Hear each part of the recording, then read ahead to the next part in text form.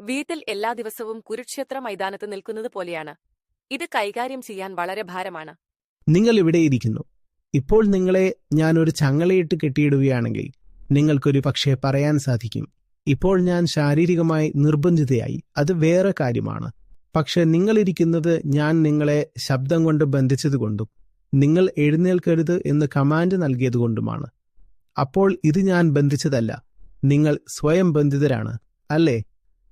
ആരെങ്കിലും കാല് ചങ്ങല കൊണ്ട് ബന്ധിക്കുന്നത് കുറച്ച് വ്യത്യസ്തമായ കാര്യമാണ്.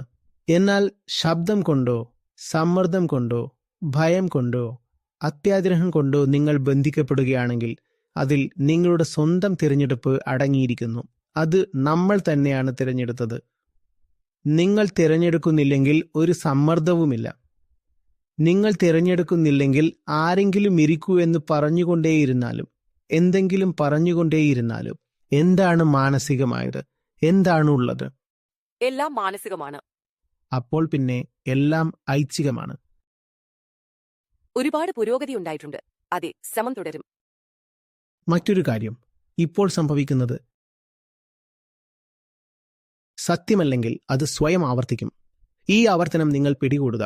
ഇന്ന് സംഭവിക്കുന്നത് തന്നെയാണ് 1 വർഷം മുൻപും സംഭവിച്ചത്, 2 വർഷം മുൻപും സംഭവിച്ചത്. അപ്പോൾ അതിൽ പുതിയതൊന്നും ഇല്ലാത്തതിനാൽ അത് വിരസമാകില്ലേ?